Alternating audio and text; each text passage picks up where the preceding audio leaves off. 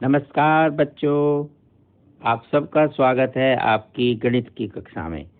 आज से आपको आपके जो कार्यपत्रक मिल रहे थे, अब वो विषय अनुसार भी मिलेंगे। आज आपको मिला है गणित का कार्यपत्रक नंबर 1। जी हाँ, मैथमेटिक्स की वर्कशीट नंबर 1। आज से आपका जनरल शीट के अलावा जो आपकी गणित की पुस्तक है, उसमें जो आपका जो भी सिलेबस है, उसका कार्य आरंभ हो रहा है। तो आइए आज हम पढ़ते हैं। जो काम हमें मिला है, आओ संख्याओं को जाने। बच्चों, आपको पता है प्राकृत संख्याएं किसे कहते हैं? वस्तुओं को गिनने के लिए जिन संख्याओं का उपयोग करते हैं, काउंटिंग जब आप करते हैं, कोई भी जब आप गिनते हैं 1 2 3 4, आप बोलते हो 1 टॉफी दे दो, 2 चॉकलेट, ऐसे जब भी आप कोई काउंटिंग करते हैं, वो सारे जो नंबर होते हैं उनको बोलते हैं प्राकृत संख्या। तो जैसे 1 2 3 4। अब इसके आगे लिखा है कि कोई 5 प्राकृत संख्याएं लिखें।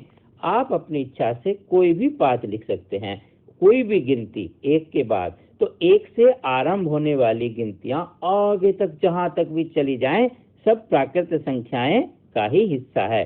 1 2 3 4 5 6 7 10 20 100 50, सब सैकड़ों हजार तक कोई भी आप इसमें 5 संख्याएं लिख सकते हैं। अभी हम लिखने के लिए कोई लिख देते हैं 6 7 8 9 और कुछ और भी 10।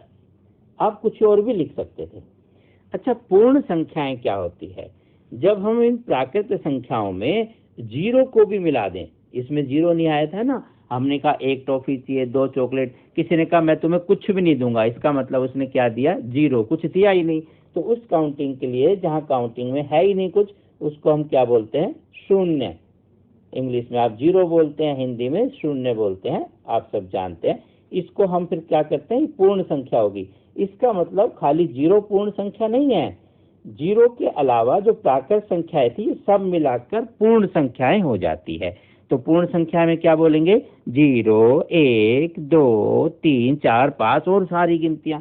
तो आप पूर्ण संख्याएं भी जीरो को भी लिख सकते हो और जीरो के अलावा बाकी कोई भी गिनती आप लिख सकते हो। इसमें भी आप 6 7 8 9 10 लिख सकते थे। तो आप कुछ भी संख्याएं लिख सकते हो। अब बात करते हैं एक और संख्या की, उन्हें बोलते हैं पूर्णांक। जब पूर्ण संख्या में प्राकृत संख्याओं के अलावा ऋणात्मक को भी शामिल कर लें, जैसे हम कहते हैं कि मुझे 2 रुपए मिले, या हम कहें कि मेरे 2 रुपए गुम हो गए, वो नुकसान हो गया, उसे हम ऋणात्मक से प्रदर्शित करते हैं।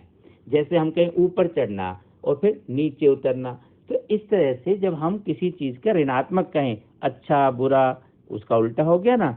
ऐसे ही हम संख्याओं की अगर बात करें, तो जैसे 0 1 2 3 था, अब यहाँ पर घटा 1 2 3 हो गया। तो जब हम जमा और घटा की सभी संख्याओं को मिला दें, ये आपके क्या हो गए? पूर्णांक।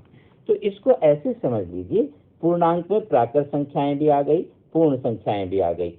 इसको हम ये भी ध्यान रखें बच्चों, आप प्राकृत संख्याएं हैं उनको तो पूर्णांक बोल सकते हैं, पर सभी पूर्णांक को प्राकृत नहीं बोल सकते, क्योंकि इसमें तो घटा के भी है जो ऋणात्मक चिन्ह है, और प्राकृत में तो ऋणात्मक नहीं होता।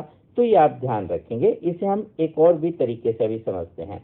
तो यहाँ कोई 5 पूर्णांक में कुछ भी लिखें आप, घटा 7 घटा 6 और जमा के भी 6 7 लिखेंगे, वो भी आपके पूर्णांक ही हैं। तो आप ऐसे कोई भी संख्याएं लिख सकते हैं, उसमें जमा भी, घटा भी और जीरो भी सभी शामिल हो गई। आप इसको एक थोड़े से ऐसा समझ लेते हैं। आइए यहाँ थोड़ा सा बोर्ड बना दें और फिर बात करते हैं। देखिए, इसको ऐसे समझें जैसे यहाँ एक ये बनाया, ये है प्राकृत संख्याएं। अब इसमें हमने क्या किया? जीरो और शामिल कर लिया। तो हम जीरो और शामिल कर लेते हैं और एक और वृत्त बना लें। तो ये आपका हो जाएगा पूर्ण संख्या का। इसका मतलब क्या हुआ?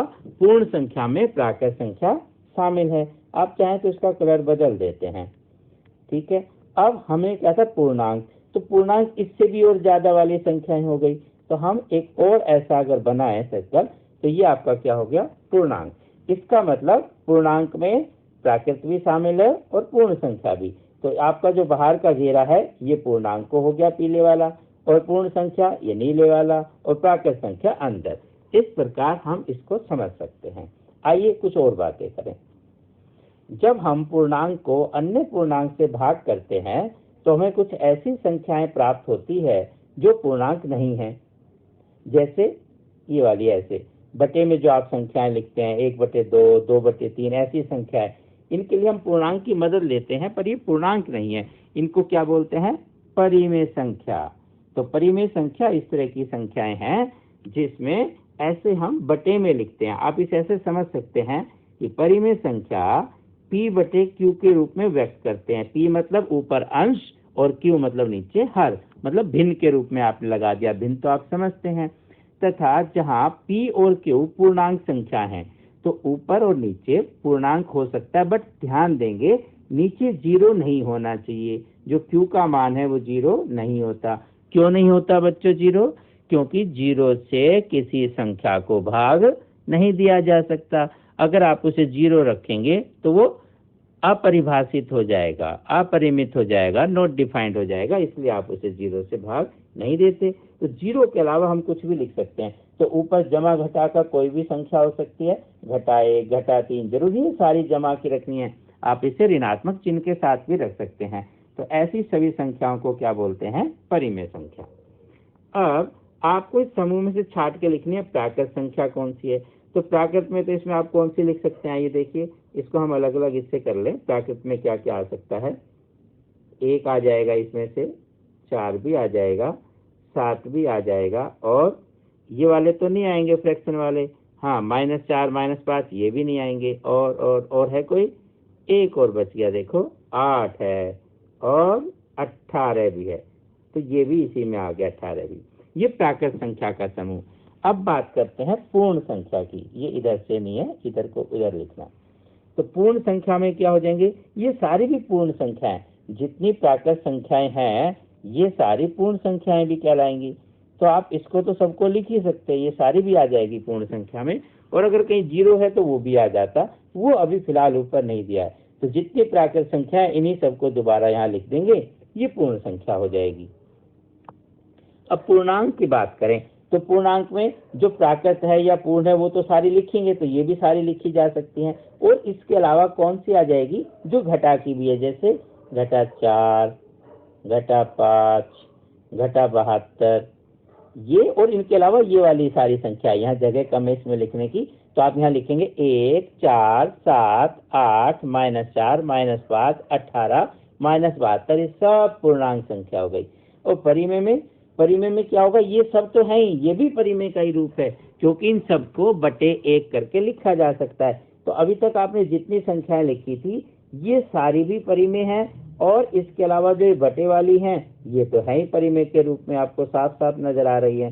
तो परिमेय संख्या की अगर बात करें तो ये सारी ही परिमेय संख्याएं हैं, क्योंकि इन सबको p/q के रूप में लिखा जा सकता है। जैसे यहाँ 1 है, इस 1 को आप 1/1 लिख सकते थे, 4 को भी 4/1 लिख सकते हैं। इसी प्रकार ये सारी क्या हो गई? परिमेय संख्या का समूह। तो इसमें तो इन सबको लिखा जा सकता है। अब हम बात करें, कोई 5 परिमेय संख्या लिखो, तो आप कोई भी 5 परिमेय संख्या लिख दीजिए जो आपसे आगे पूछा था। तो आप ऐसे कोई भी 5 परिमेय संख्या लिख सकते हैं। तो आज की आपकी वर्कशीट का काम इतना ही था। बहुत छोटा सा अभ्यास है, आप इसे एक बार अपने हाथ से अपनी कॉपी पर लिखकर जरूर देखें, आपको और सरल लगेगा। फिर मिलते हैं अगली वर्कशीट के साथ। तब तक नमस्ते।